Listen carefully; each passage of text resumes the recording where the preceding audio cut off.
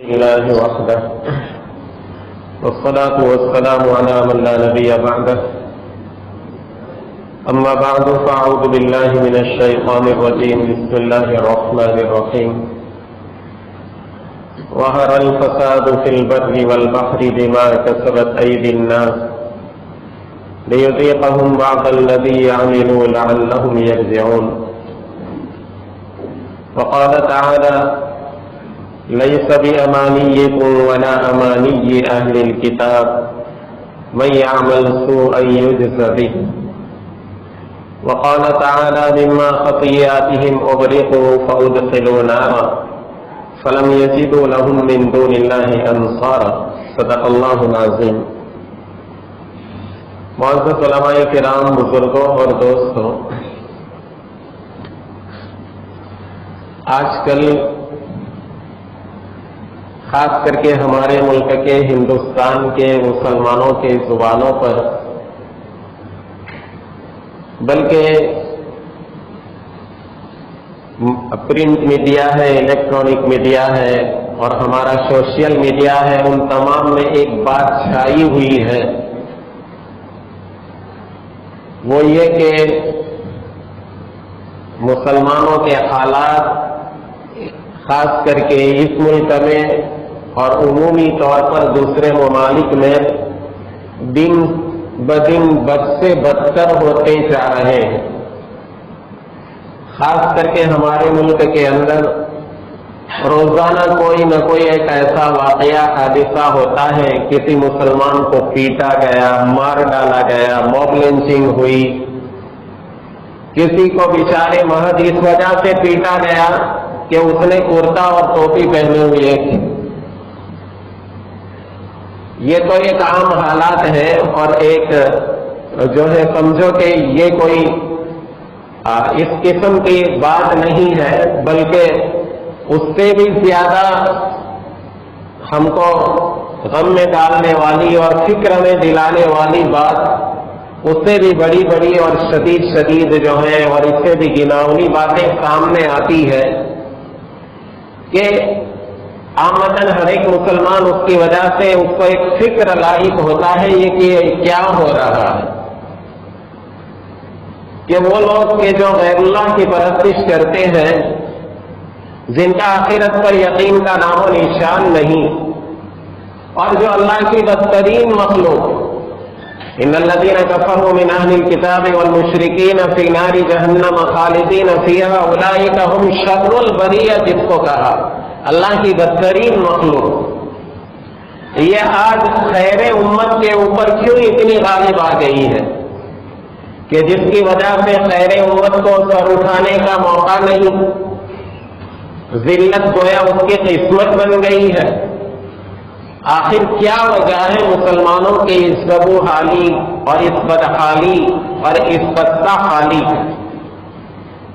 محترم دوست اور بزرگوں، میں کہا کرتا ہوں کہ قرآن کریم ہمارے لیے زندگی کا، پوری زندگی کا گائیڈ بک ہے، اور زندگی کے ہر شعبے کے متعلق اس کے اندر تعلیم اور ہدایتیں موجود ہیں. یہ جو فساد اور جو خرابیاں اور مسلمانوں کی ذلت جو ہے، اس کے اسباب کو اگر ہم غور کریں، قرآن و حدیث سے معلوم کریں، تو ہم کو فوراً اس میں تصویر ہماری بالکل سامنے آ جائے گی. قرآن کریم میں اللہ فرماتے ہیں ظہر الفساد فی البر والبحر بما کسبت ایدی الناس. یہ سارا جو فساد ہے، سارے خرابیوں کی جڑ اگر کوئی ہے تو وہ لوگوں کی بدعمالیاں ہیں. تو دنیا کے اندر چاہے انفرادی حالات کسی قوم کے ہوں، اجتماعی حالات بگاڑ کے ہوں، یا دنیا میں مختلف قسم کی جو بلائیں مصیبتیں سمندروں میں، خشکی میں، زمین میں آتی ہے، وہ سب کا سب حالات کا یہ فساد، ان سب کی جڑ جو ہے وہ قرآن بتلاتا ہے بما کسبت ایدی الناس، لوگوں کی بدعمالیوں کے نتیجے میں یہ ساری خرابیاں پھیل گئی ہیں. حضرت حسن بصری رحمۃ اللہ علیہ کے زمانے کے اندر، حضرت حسن بصری رحمۃ اللہ علیہ کے زمانے میں حجاج جو ایک حاکم مقرر تھا مروان کی طرف سے، بڑا ظالم حاکم، اور کئی لوگوں کو، کئی مسلمانوں کو، کئی بزرگوں کا قاتل ہے وہ، ہزاروں لوگوں کو بلا کسی قصور کے اس نے قتل کر ڈالا۔ بڑا ظالم بادشاہ گزرا اپنے زمانے کا۔ اب بصرہ والوں کو پتا چلا کہ یہ ظالم کے پروگرام کے اندر بصرہ کی طرف آنا بھی ہے، بصرہ کی ملاقات بھی اس کے پروگرام کے اندر ہے۔ اب لوگ حضرت حسن بصری رحمۃ اللہ علیہ، جو اس زمانے کے بڑے مشہور تابعی، بڑے صاحب بصیرت، بڑے اللہ والے اور بڑے اعلیٰ درجے کے محدث، ان کے پاس گئے اور کہا کہ حجاج نے بصرہ کی طرف آنے کا ارادہ کیا ہے، بصرہ کی طرف آنے کا پروگرام ہے، اس کا کیا کیا جائے؟ کچھ لوگوں نے کہا کہ حجاج کا مقابلہ کیا جائے، بصرہ سے باہر نکل کر ظاہری اسباب اختیار کیے جائیں۔ حضرت حسن بصری رحمۃ اللہ علیہ نے کہا بات تو ٹھیک ہے، لیکن میری رائے یہ ہے کہ ظاہری اسباب کو اختیار کرنے سے پہلے روحانی سبب کو اختیار کیا جائے۔ اور حجاج کی آمد کے نتیجے کے اندر کتنا خون، کتنی قتل و غارت گیری ہو سکتی تھی، اس کا کوئی اندازہ نہیں لگایا جا سکتا تھا۔ معمولی بات پر لوگوں کو قتل کر ڈالنا اس کے بائیں ہاتھ کا کھیل تھا۔ تو حضرت حسن بصری رحمۃ اللہ علیہ نے فرمایا کہ ظاہری اسباب کو اختیار کرنے سے پہلے روحانی اسباب کو اختیار کرو۔ اور حضرت نے 3 باتیں بتلائی جو ہے اہل بصرہ کو کہ 3 کام کرو، امید ہے کہ انشاءاللہ وہ بصرہ نہیں آ سکے گا۔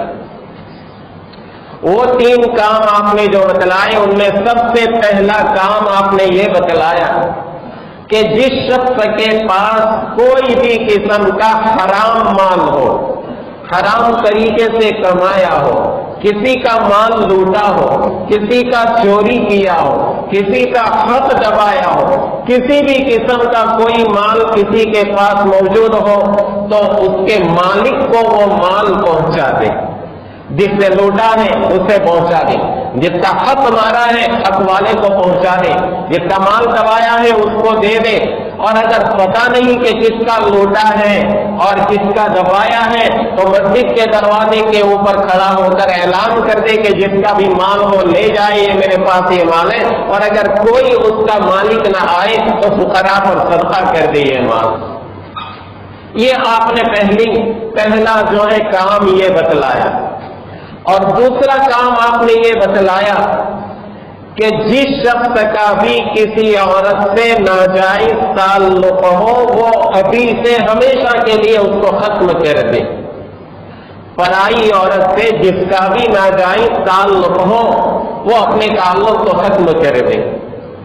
اور تیسری بات آپ نے جو ارشاد فرمائی کہ مسجد میں گوشہ نشین ہو کر، قبلہ رخ ہو کر قرآن کی تلاوت کرنا شروع کر دیں۔ اب وہ اچھا زمانہ تھا، خیر القرون کا زمانہ تھا، لوگوں نے بات مانی، جن کے پاس حرام مال تھا وہ حرام مال انہوں نے ان کے مالکوں کو دے دیا، مالک نہیں ملا صدقہ کر دیا، ناجائز عورتوں سے جو تعلقات تھے وہ ختم کر دیے اور گوشہ نشین ہو کر مسجد کی طرف رخ کیا۔ کچھ ہی دنوں کے اندر پتہ چلا کہ حجاج نے بصرہ آنے کے ارادے کو ٹال دیا، اس نے ارادے کو بدل دیا۔ حضرت حسن بصری رحمۃ اللہ علیہ کے پاس جا کر خبر دی حضرت حجاج نے بصرہ کے آنے کے ارادے کو منسوخ کر دیا۔ تو حضرت حسن بصری رحمۃ اللہ علیہ فرماتے ہیں جب تم نے یہ 3 کام کیے تو یہ تو ہونے ہی والا تھا، بلکہ میں کہتا ہوں کہ جو مسلمان بھی اس کام کو اختیار کرے گا اللہ پاک اس سے مصیبتوں اور بلاؤں کو ٹال دے گا۔ اب ہم جس دور سے گزر رہے ہیں وہ دور بھی ایک ظالمانہ دور ہے کہ کس کو کس جرم میں پکڑا گیا کوئی پتہ نہیں، کس جرم میں کس کو کاٹا جا رہا ہے، قتل کیا جا رہا ہے، اسے کچھ پتہ نہیں۔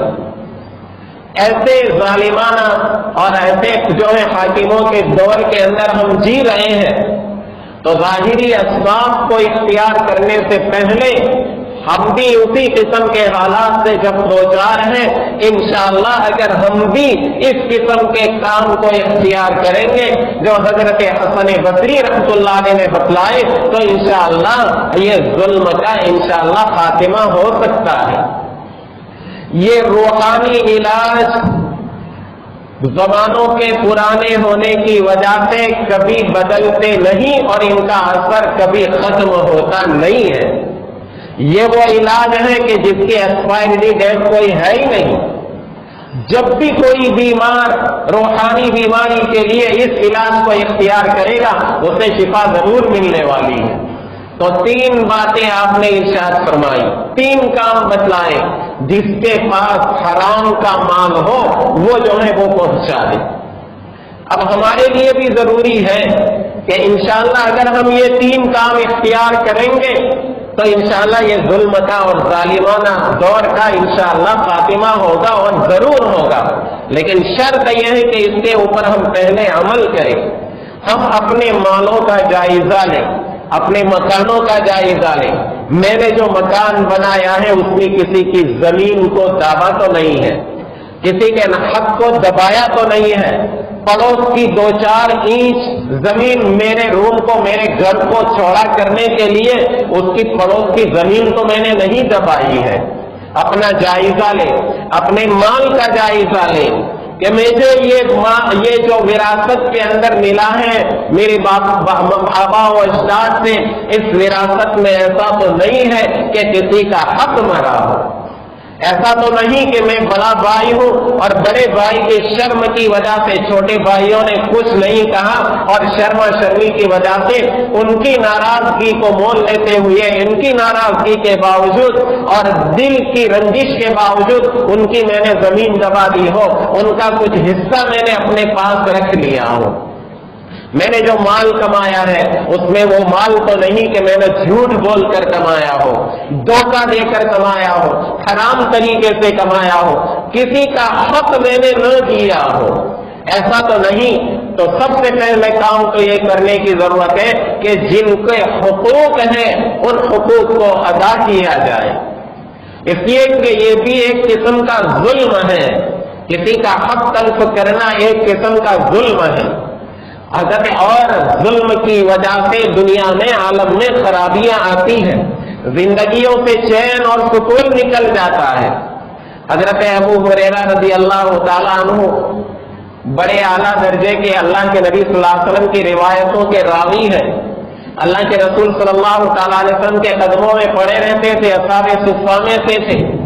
سب سے زیادہ حدیثیں روایت کرنے والے حضور اکرم صلی اللہ تعالیٰ علیہ وسلم کی۔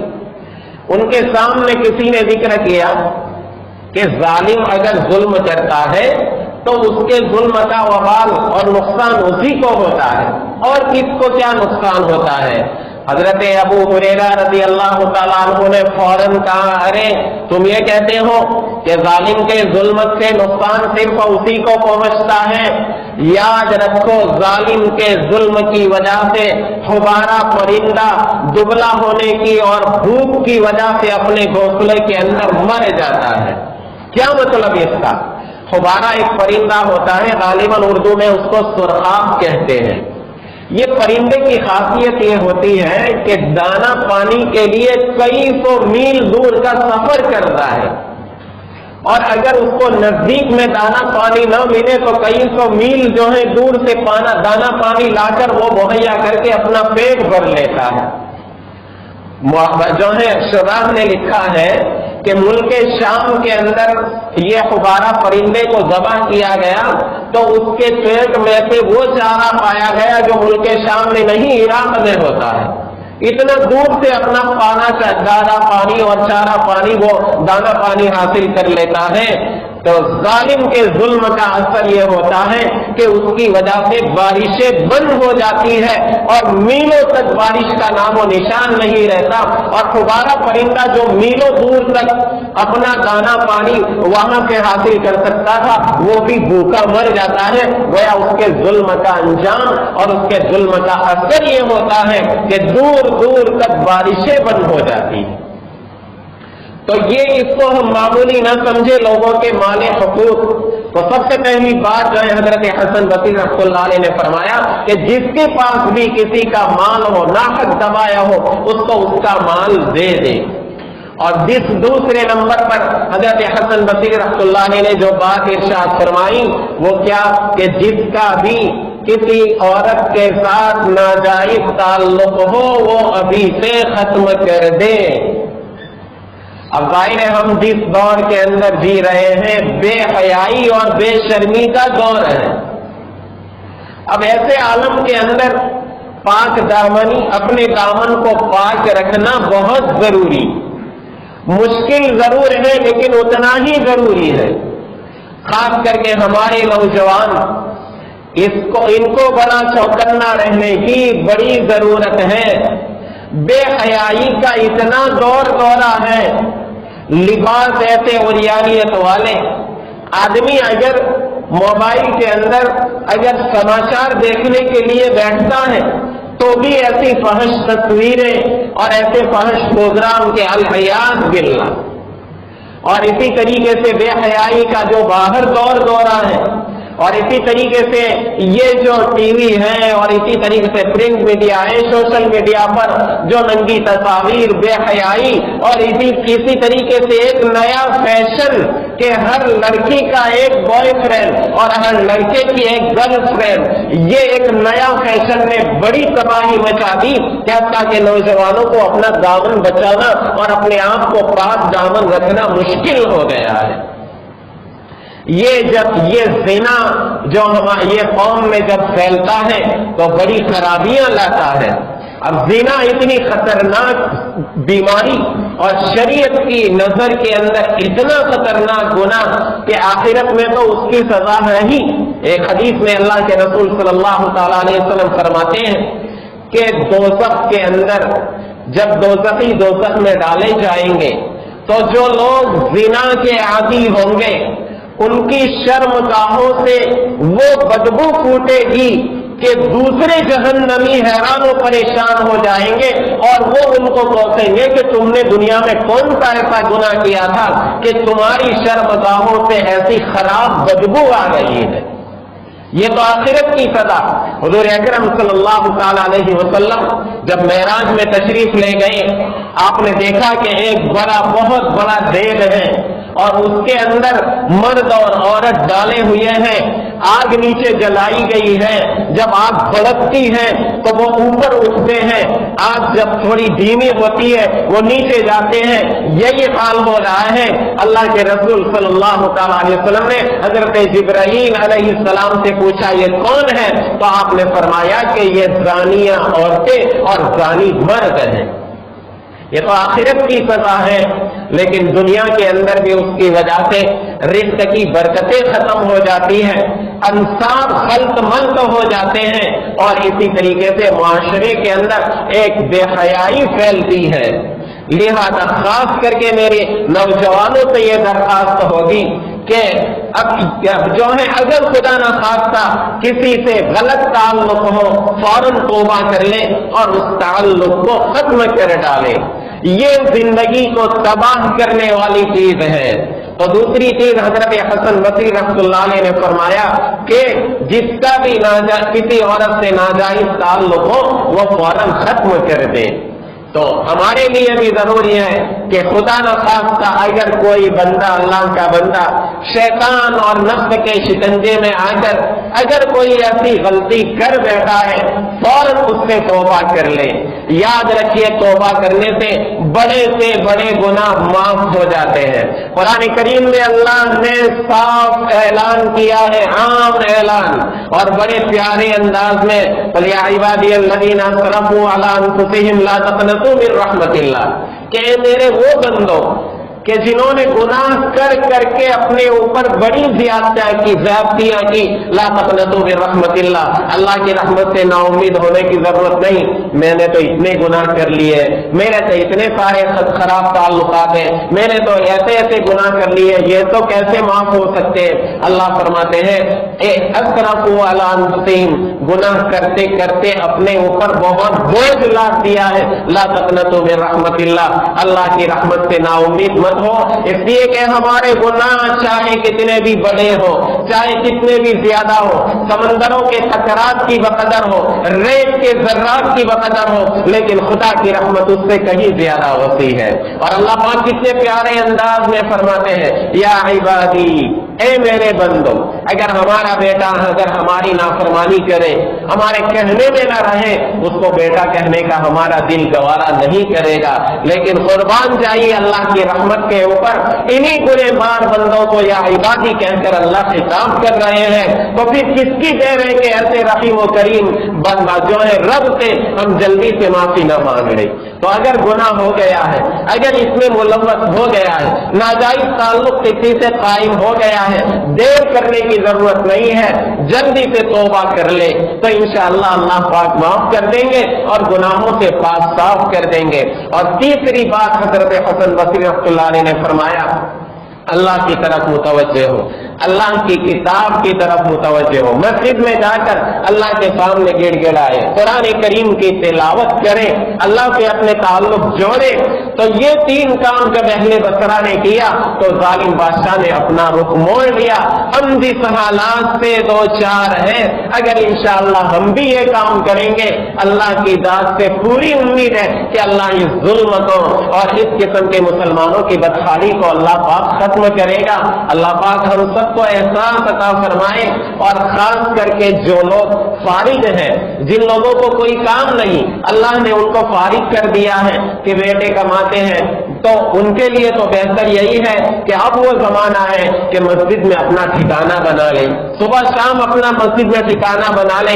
बाजारों के होटले, दुकानों के होटले आबाद करने के बजाय मस्जिद जो है, अल्लाह के नबी सल्लल्लाहु तआला अलैहि वसल्लम फरमाते हैं, अहब्बुल बिलाद इलल्लाहि मसाजिदुहा, अल्लाह के नजदीक सबसे ज्यादा पसंदीदा अगर कोई जगह है तो अल्लाह की मस्जिदें हैं। व अबगजुल बिलाद इलल्लाहि अस्वाकुहा, अल्लाह के नजदीक अगर सबसे ज्यादा नापसंदीदा कोई जगह है तो वो बाजार है। तो बाजार के बजाय अपने आप को मस्जिद का खूंटा बना ले। जो लोग फारिग हैं या जिनके पास वक्त है, मस्जिदों को आबाद करें। अगले जमाने के अंदर मस्जिदें ऐसी आबाद रहती थी कि शायद 24 घंटे में कोई ऐसा न हो कि मस्जिद के अंदर कोई मौजूद न हो। आज मसाजिद इस किस्म के नमाजियों को और इस किस्म के इबादत गुजारों के लिए तरसती है। तो मसाजिद को आबाद करें। ये तीन काम करेंगे, इंशाअल्लाह अल्लाह पाक इन हालात को दूर कर देंगे और अच्छे हालात से अल्लाह पाक हमें दो चार करेंगे। दुआओं का भी एहतमाम करें।